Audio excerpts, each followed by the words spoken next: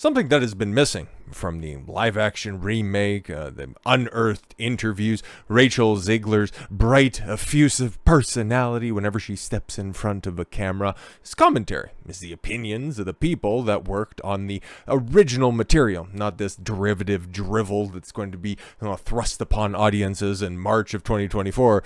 I'd imagine on this current trajectory, it's probably going to be pushed back and then just silently released. At least they're probably trying something like that. But no, just what the people who worked on the original, the timeless tale of the power of true love, what their thoughts on this is. Well, obviously, and shout out to Rachel Zegler for aptly pointing this out, it's not 1937 anymore. Yeah, this is about an 85-year-old tale, so of course, we're not going to be able to talk to anybody who worked on it back in the cut, okay? They've long since gone, but they still managed to cast their ballot for Joe Biden in 2020. Weird coincidence on that one. So, I guess we have the son of the original director, somebody who obviously would know the intricate details of what was going on at the time, and this guy's, well, he's got to be pretty old, all things considered, but then also coming from a different generation when there wasn't this adversarial relationship between father and son, mother and daughter, parents and children in general, so we can at least trust them. Something else that you can draw on for a comparison if you don't quite believe the word of a son from his father is how well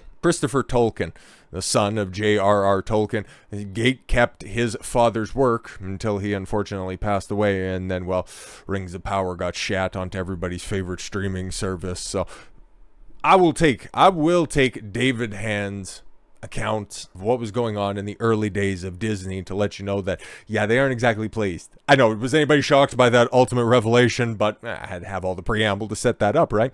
My father and Walt would be turning in their graves. And yeah, as many people would go, well, of course Walt Disney would, because he was a legendary anti-Semite. Let me point you to a Razor Fist video, which shout out to him, probably my favorite short form content creator out there. Couldn't recommend his stuff more. He did an excellent video quite recently on Walt Disney, the man himself, and the way that he's been slandered throughout the years. Yeah, not surprising. Not surprising, given his political proclivities and the fact that people have rewrote his history. Yeah, he was a good man. He's a very good man. And the history books and the commies that have taken over his company, yeah, they haven't been kind to him, but we'll remember him for the man that he was and not for this caricature that he's been paraded as in recent years. Anyways, the son of the original Snow White director blasts pathetic new version starring Rachel Zegler and accuses radical Disney of having no respect for the classics. Well, hey man, he is 1000% correct. The son of the original Snow White and the Seven Dwarfs director has blasted Disney's pathetic live-action radical remake of the movie. Yo, does this guy do YouTube titles or what? Because that sounds perfect. Accusing the company of having no respect for the classics. Exactly. Okay, because yeah, your titular actress has only seen the film once, threw it away because it was too scary for her. So of course, she has zero reverence for the original source material. She's only seen it once. And the only thing that she's cared about is, I get paid because I was in a dress for 18 hours and I deserve to get paid for every hour that it's streamed, you entitled brat. David Hand, whose father of the same name directed the original 1937 animation, rebuked Walt Disney for pursuing an insulting and woke remake of the movie that sought to destroy its predecessor.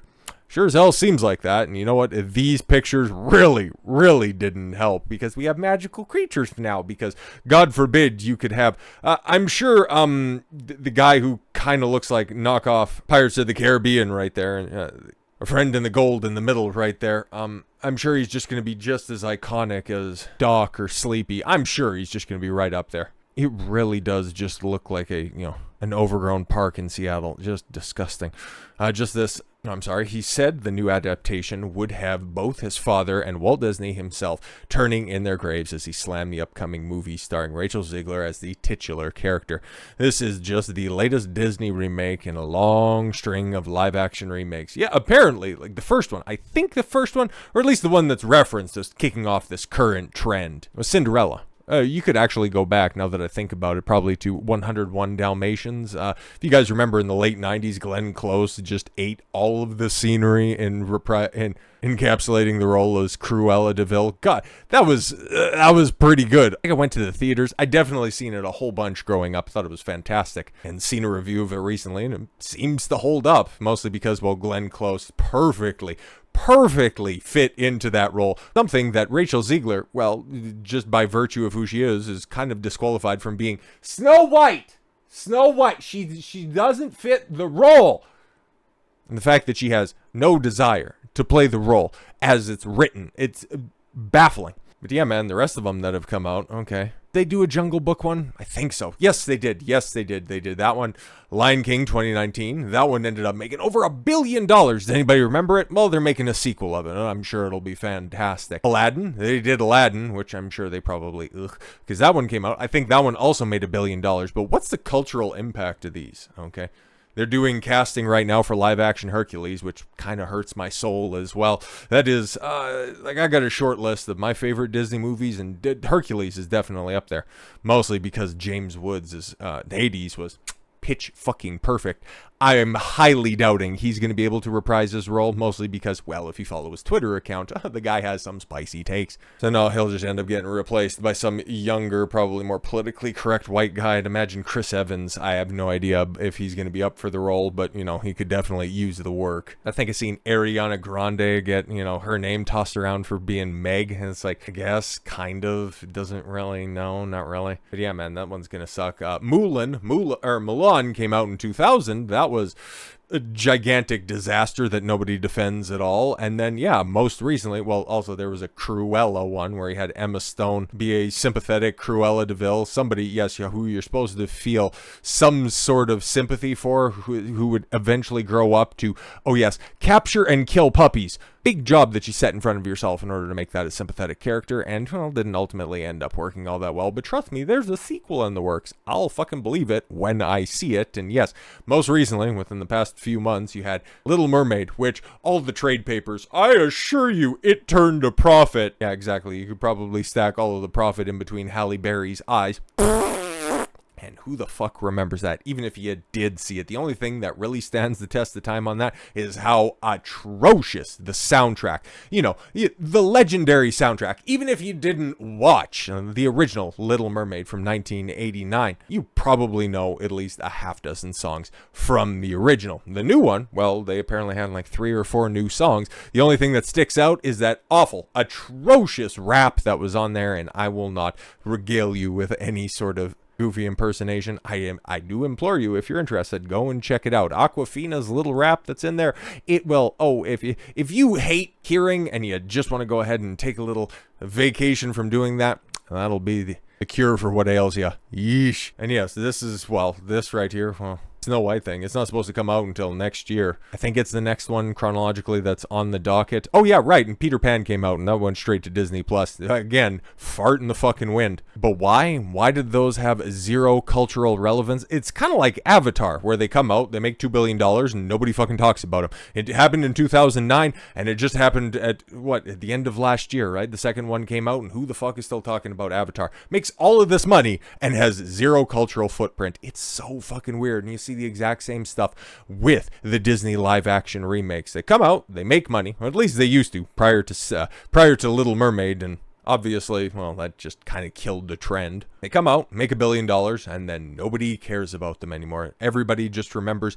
It's like, oh yeah, you remember watching The Lion King a few years ago? Oh my god, that was great. From 1994, that thing still holds up. No, the live action there was a... Oh, right. Yeah, that was kind of creepy because all the animals kind of looked dead in the eyes and none of the mouths really matched and the sound editing was totally whack. No, yeah, it was great, I guess. So yeah, to wait so long into the trend in order to do your most iconic story, well, it's a big gamble. I don't think it's going to ultimately end up working out because you managed to hire probably the only person who is more insufferable but has a weird ability to make whatever they're attached to far more relevant. At least have a higher Q score. People know about the live action remake of Snow White. Are they going to go see it? Well, it's not exactly associated with quality, at least at this point in time. Hell, if they put out a bunch of trailers that make this look enticing, it would be a fucking miracle. But highly goddamn doubtful, because every single time, and now with somebody who's at least affiliated with Disney coming out and saying what an abomination this is going to be, Rachel's going to have the opportunity to at least fight back on some of these accusations. And, well, there's going to be a fair few microphones just waiting for her to say the next dumb thing that can be clipped up, because this bitch can't fucking help herself from being insufferable in front of the camera.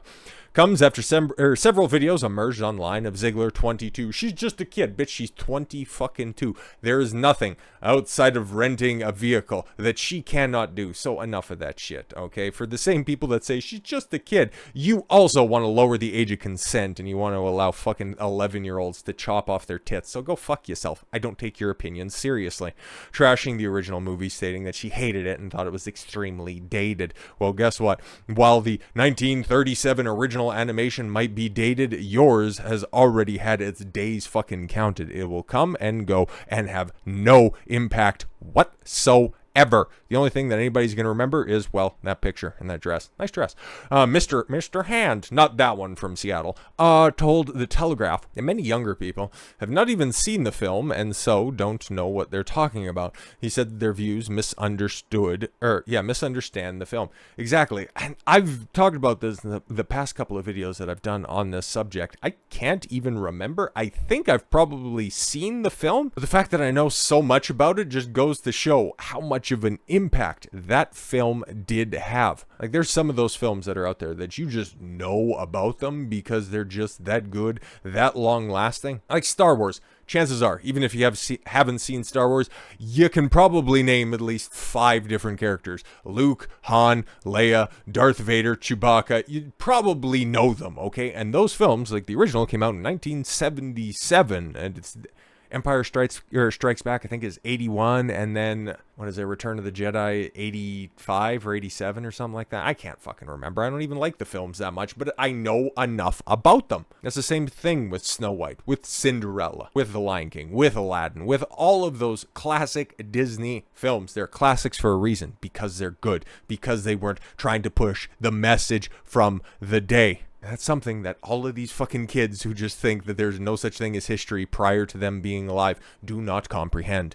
He said the information known so far about the new movie set to be released in March of 2024 was proving to be a whole different concept. Exactly. So why the fuck even call it Snow White? Oh, because you have zero faith in your script, and if you can't attach it to something else that would be successful, you're already going to drag down and tarnish the brand recognition on that one. But without that little helping hand, it would have went absolutely nowhere. I know my dad, Walt, would also very much disagree with it, he told the publication, adding that the first movie was produced in good taste. Exactly, man. It was, like Zegler pointed out, it scared me. And remember, yeah, all of those older Disney films from like prior to the Renaissance, they kind of had that weird animation style that was just a little bit unsettling, especially for a kid of a certain age. But yeah, while I was, a little bit unsettled by, like The Fox and the Hound, and obviously some of the more experimental stuff from the 80s, like Robin Hood. No, Robin Hood was earlier than that.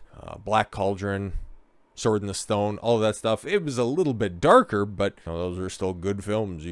Everybody still remembers those, right? Mr. Hand added that it was pathetic and that people needed to feel animosity towards the picture, which is soon approaching 9 decades old. Amid the outcry about the Disney remakes, including this year's Little Mermaid, Mr. Hand rebuked the company for feeling it needed to recreate classic movies. He called their thoughts radical and said, well, I'd also call the thoughts radical, but he'll just go ahead and stick between the ones created between the ears. He was afraid to see what they would continue to do with other early films, adding that it was a disgrace. Exactly. I'm just personally waiting for that remake about Tarzan. Go ahead, race swap Tarzan. Go for it. Mr. Hand said that some of the remakes had been changed so much that the characters and the original stories weren't the same anymore. Yeah, exactly. That's why people despise them. It's just kind of why, with The Little Mermaid, for as much as I know about it, which isn't a whole hell of a lot. I only watched a couple of reviews on it, and then just everybody was pointing at it and laughing. But it totally made the prince ancillary. And if you know anything about the original story, guess what? He's pretty fucking integral, especially to the third act of the film where he's supposed to drive the ship into the gigantic Ursula. But no. It's Ariel or Ariel or Arlequisha, whatever her name is. She's the one who's behind the wheel and kills Ursula for whatever reason, because girls, they can do it all, and they can also do it in heels or fins in her cases. I don't care, man. Nobody's going to be talking about that film. Well, I don't even think anybody is outside of the confines of bringing up flop after flop of Disney in 2023. Oh, but it broke even, bro. Shut up. You don't even know how to fucking do basic mathematics. It made back its production budget. Fantastic. And how are you going to reconcile the marketing budget on top of that? Ooh, don't talk about that.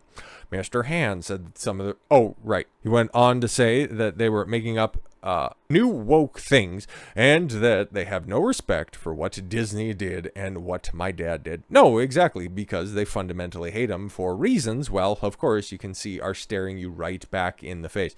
He stole those original stories and he made them his own by adapting the source material. Oh, okay, cool. Did he purchase the rights to them? Yeah. Did he bring them to a medium that they otherwise never would have had the opportunity to be at? Yes, of course. Was he transformative in the way that he used the original source material while still paying respect to it and then also softening some of the edges? Because Pinocchio has a very, very dark ending in the original source material, but Disney and different people on his staff decided to round off some of the more sharp edges in order to have a very lovely father-son tale that was marketable and palatable for the masses. And such, if anybody was more interested in the source material, you can go check it out at your own discretion. So yeah, to people who know, Walt Disney and everybody on his original staff are pioneers, 1000%. But, of course, my generation, the millennials, and then also Gen Z have no reverence for anything in the past. It's all just power dynamics game. It's all thievery. It's all out of date. It's all cliched. It's all problematic language from back in the day. But yeah, all of that stuff stood the test of time. Ain't nobody remaking. Well, Christ almighty. Take a look at Rachel Zegler's fucking resume so far. She got her big break with West Side Story. That's a brand new property, right? Exactly. And then what? And gets cast in the remake of Snow White. Fantastic. And then she's going to be in a prequel of one of the most fart in the wind fucking live action young adult adaptations in the Hunger Games. Like, bro, that one's going to be about as well received as the Fantastic Beasts prequel to Harry Potter. And that's not even being fair to Harry Potter, because the Hunger Games, what the fuck was even that? That was just also, it was the most successful of that post Harry Potter wave of young adult novels that were getting adopted. Like, what's Aaron Rodgers' crazy ass old ex-girlfriend, Cheyenne Woolley? I always mispronounce her name. She kind of looks like an ex-girlfriend of mine, so I have a slight affinity for her, in so much as I remember some of the nasty things. Who said that? Don't say any of that stuff. But no, she was in those Divergence, Subversions, Submergence, Division, Multiplication, all of those ones. You guys remember those? Yeah, no, exactly. It's cut from the same cloth. Maze Runner. That was supposed to be a big thing, right? No? Okay, there was one or two films, and that one was gone by the wayside. But no, because there was the one successful franchise that they haven't just completely wrung out of all the ideas and money that they possibly could. We'll just go ahead and put one of the most insufferable broads in Hollywood right now. I'm sure they didn't know it at the time, but now they're looking at it and going, oh God, is there any way that we can cut around this bitch? Can we possibly make that happen? No. Oh God, well, just brace for the worst, because guess what? That's exactly what Disney's doing, because a couple of days ago, we also talked about the crisis talks that were taking place right now in regards to this story, and yeah, I'd imagine that Disney wants to make this go away, but as the days go on and the strike continues, yeah, there is nothing but time. They got time today, cuz, to comb over all of these interviews, everyone that's on video and in print in regards to Zegler, and anybody also attached to the entire production staff of the new live action remake. And oh boy, wait until they get a hold of the Greta Gerwig stuff after all the Barbie hysteria calms down, because that's quite a gold mine in and of itself, just to give you a little bit of a quality check as to how good that film is ultimately going to be. God, she's such a terrible hack. Barbie was supposed to be a feminist film, by the way. It wasn't supposed to be it wasn't supposed to be as ironically hilarious as some people have perceived it to be. So with all that said, thank you all very much for the gift of your time. I've been Don Consuelo. I want you to follow your gut and get after it. Take care, everyone.